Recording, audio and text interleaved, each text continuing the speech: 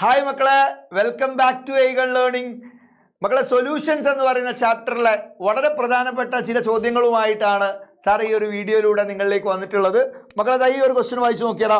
1 mole of liquid A and 2 moles of liquid B make a solution having a total vapor pressure of 40 torr. Tor എന്ന് പറഞ്ഞാൽ പ്രഷറിന്റെ unit ആണ്, millimetre mercury എന്ന് കേട്ടിട്ടില്ലേ, അത് തന്നെയാണ് Tor.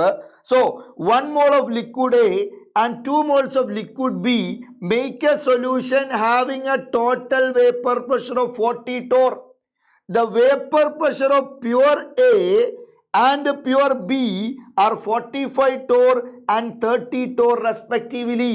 അങ്ങനെയാണെങ്കിൽ ദ എബവ് സൊല്യൂഷൻ അത് ഐഡിയൽ സൊല്യൂഷൻ ആണോ, പോസിറ്റീവ് ഡീവിയേഷൻ കാണിക്കുന്ന സൊല്യൂഷൻ ആണോ, നെഗറ്റീവ് ഡീവിയേഷൻ കാണിക്കുന്ന സൊല്യൂഷൻ ആണോ എന്ന് കണ്ടുപിടിക്കുന്നത് എങ്ങനെ? വളരെ പ്രധാനപ്പെട്ട ഒരു ചോദ്യമാണ് മക്കളെ, നന്നായിട്ട് ശ്രദ്ധിച്ചോളൂ. എങ്ങനെ ചെയ്യാം?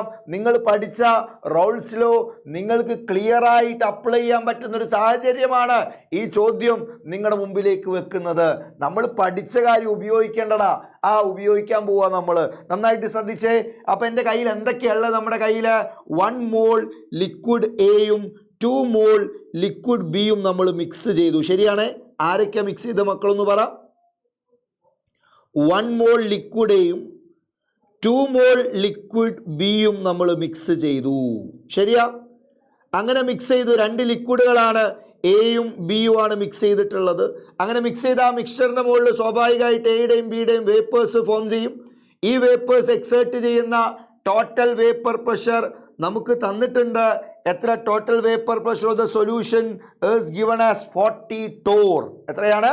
40 torr ആണ് total vapour pressure of the solution എന്ന് പറഞ്ഞ് തന്നിട്ടുള്ളത്. റെഡിയാണ്? അങ്ങനെയാണെങ്കിൽ മക്കളെ, റോൾസ് ലോ പ്രകാരം total vapour pressure of A solution containing 2 liquids, 2 ലിക്വിഡുകൾ അടങ്ങിയിട്ടുള്ള ഒരു സൊല്യൂഷൻ്റെ ടോട്ടൽ വേപ്പർ പ്രഷർ കാണാൻ റോൾസ് ലോയിൽ നമ്മളൊരു ഫോർമുല പഠിച്ചല്ലോ. എന്തായിരുന്നു ആ formula? P is equal to P0A plus P0B. പറയുന്നില്ല, പിള്ളേർ പറയുന്നില്ല. എന്താണ്? P0B B. റെഡിയാ? അപ്പൊ കൈ എന്ന് പറഞ്ഞാൽ മോൾ ഫ്രാക്ഷൻ ഓഫ് എ ആണ്, കൈ ബി എന്ന് പറഞ്ഞാൽ മോൾ ഫ്രാക്ഷൻ ഓഫ് ബി ആണ്.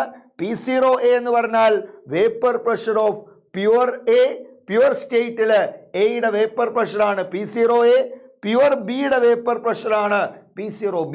ഇത്രയും അറിയാമെങ്കിൽ ടോട്ടൽ വേപ്പർ പ്രഷർ കണ്ടുപിടിക്കാൻ from Raoult's low we have this relation P is equal to P0A plus P0B B. മക്കളെ, P0A തന്നിട്ടുണ്ട്. ദാ vapour pressure of pure A is 45 torr and vapour pressure of pure B is 30 torr. P0A തന്നിട്ടുണ്ട്, P0B തന്നിട്ടുണ്ട്. കൈ എത്രയാ? കൈ എങ്ങനെ കണ്ടുപിടിക്കാം? Mole fraction of A. എന്താണ് മോൾ ഫ്രാക്ഷൻ ഓഫ് എ എന്ന് പറഞ്ഞാൽ? Number of moles of A divided by total number of moles. Total number of moles എത്രയാ? Na plus Nb. There are 2 components A and B. So total number of moles in the mixture is Na plus Nb. So mole fraction of A എന്ന് പറഞ്ഞാൽ number of moles of A divided by total number of moles in solution Na plus Nb. എത്രയാ അപ്പോൾ Na യുടെ value? എത്ര മോൾ A ഉണ്ടെന്ന ക്വസ്റ്റ്യനിൽ പറഞ്ഞത് 1 mol A ഉള്ളത്. So 1 divided by total number of moles എത്രയാ? Na plus Nb 1 + 2 3 ആണ്. സോ കൈ എയുടെ വാല്യൂ എത്ര കിട്ടി മക്കളെ? നിങ്ങൾ പറ. കൈയുടെ വാല്യൂ 1/3 കിട്ടി. അങ്ങനെയാണെങ്കിൽ കൈ ബിയുടെ വാല്യൂ എത്രയാ? 2 കമ്പോണൻസേ ഉള്ളൂ. അപ്പൊ കൈ ബിയുടെ വാല്യൂ 1 മൈനസ് കൈ എ ആണ്. കാരണം chi A plus chi B equal to 1 അല്ലേ? Sum of mole fraction of all the components in a mixture. ആകെ 2 കമ്പോണൻസേ ഉള്ളൂ. അപ്പോൾ കൈ എ പ്ലസ് കൈ ബിയുടെ വാല്യൂ 1 ആണ്. സോ മോൾ ഫ്രാക്ഷൻ എല്ലാ കമ്പോണൻസിൻ്റെയും കൂടെ മോൾ ഫ്രാക്ഷൻ്റെ സമ്മ് 1 ആയിരിക്കും. ശരിയാ? So chi B equal to 1 minus chi A, അല്ലെ chi B equal to NB by Na plus NB എന്ന് ചെയ്താലും മതി. You will get the same answer. So 1 minus 1/3 എത്ര? 1 മൈനസ് 1/3 ചെയ്താൽ കിട്ടുക 2/3. സോ കൈ ബിയുടെ വാല്യൂ 2/3, കൈ എയുടെ വാല്യൂ 1/3. അങ്ങനെയാണെങ്കിൽ റോൾസ് ലോ പ്രകാരം ടോട്ടൽ വേപ്പർ പ്രഷർ നമ്മളൊന്ന് കാൽക്കുലേറ്റ് ചെയ്യാൻ പോവാണ്. P0യുടെ വാല്യൂ എത്രയാ? P0A 45 Tor, P0B 30 Tor. Substitute ചെയ്ത മക്കളെ, P0A 45 ടോർ ആണ്. സോ 45 ഇൻറ്റു കൈയെ എത്ര? കൈയുടെ വാല്യൂ 1/3 പ്ലസ് P0Bയുടെ വാല്യൂ 30 ടോർ ആണ് ഇൻറ്റു കൈബിയുടെ വാല്യൂ എത്ര? 2/3. എത്ര ആൻസർ വരും മക്കളെ? 45/3 15 പ്ലസ് 30/3 10 ആണ്. 2 × 10 20 എന്ന് വന്നു. സോ നമുക്ക് എത്ര എഴുതാം?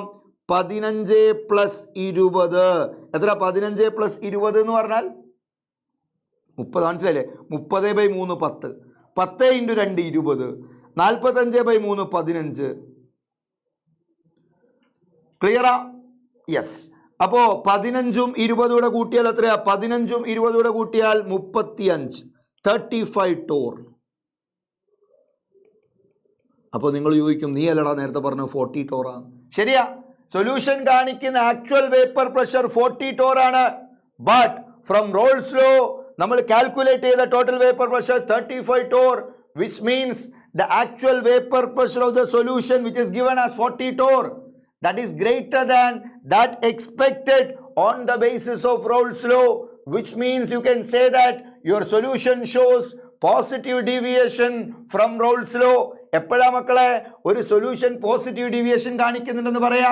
ആ സൊല്യൂഷന്റെ total vapour pressure Raoult's law പ്രകാരം പ്രതീക്ഷിക്കുന്നതിനേക്കാൾ കൂടുതലാണെങ്കിൽ അത് പോസിറ്റീവ് ഡീവിയേഷൻ കാണിക്കുന്നുവെന്നും, അതേസമയം നമുക്ക് ലഭിക്കുന്ന actual vapour pressure Raoult's law പ്രകാരം എക്സ്പെക്ട് ചെയ്തതിനേക്കാൾ കുറവാണെങ്കിൽ നെഗറ്റീവ് ഡീവിയേഷൻ ആണെന്നും പറയും.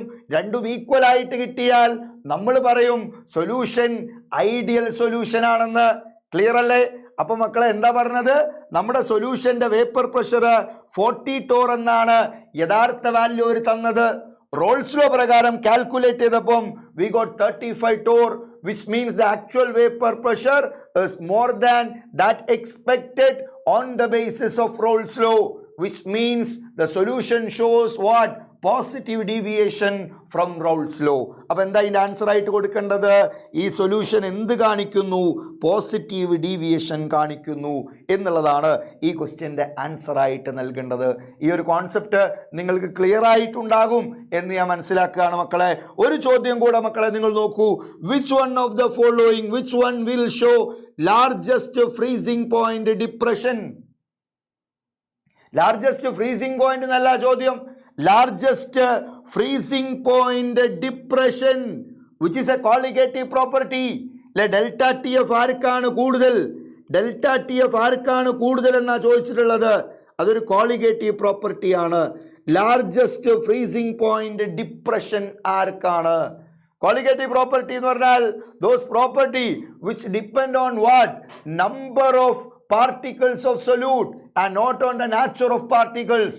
പാർട്ടിക്കിൾസ് ആരാണ്, സൊല്യൂട്ട് പാർട്ടിക്കിൾസ് ആരാണ് എന്നുള്ളതിനെ ഡിപ്പെൻഡ് ചെയ്യാതെ സൊല്യൂട്ട് പാർട്ടിക്കിൾസിന്റെ എണ്ണത്തെ ആശ്രയിക്കുന്ന പ്രോപ്പർട്ടീസ് ആണ് കോളിഗേറ്റീവ് പ്രോപ്പർട്ടീസ്.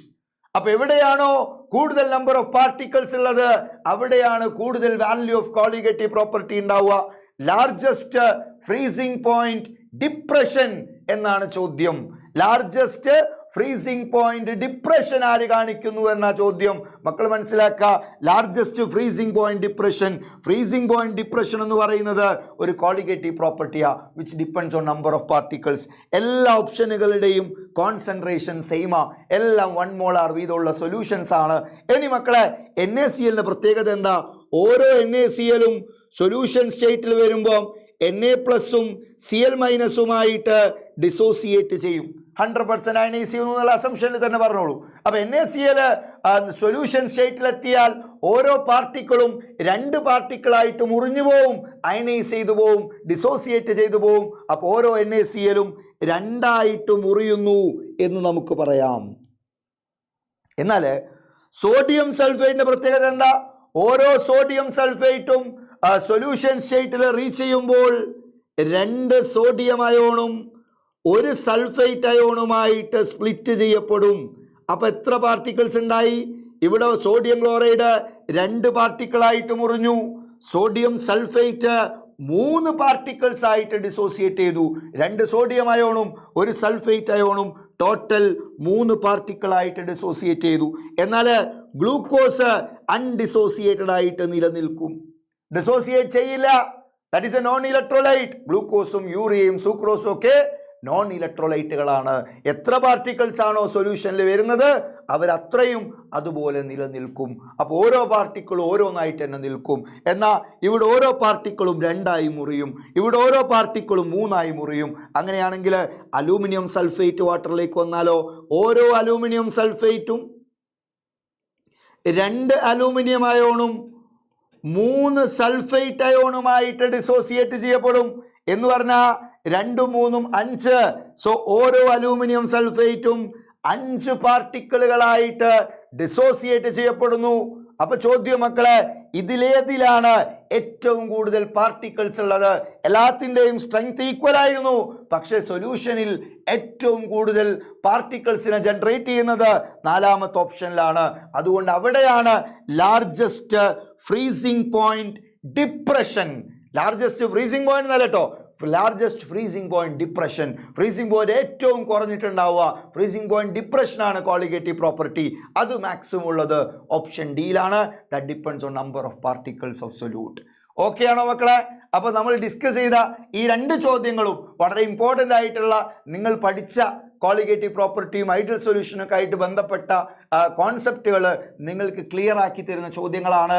നിങ്ങളത് ഇഷ്ടപ്പെട്ടു എന്നാണ് മനസ്സിലാക്കുന്നത്. നിങ്ങൾക്കുള്ള സജഷൻസും കാര്യങ്ങളൊക്കെ നിങ്ങൾ കമൻറ്റ് ചെയ്യുക. മാക്സിമം ഫ്രണ്ട്സിന് ഈ ക്ലാസ്സിൻ്റെ ലിങ്കും കാര്യങ്ങളൊക്കെ ഷെയർ ചെയ്ത് കൊടുക്കുക. Thank you all.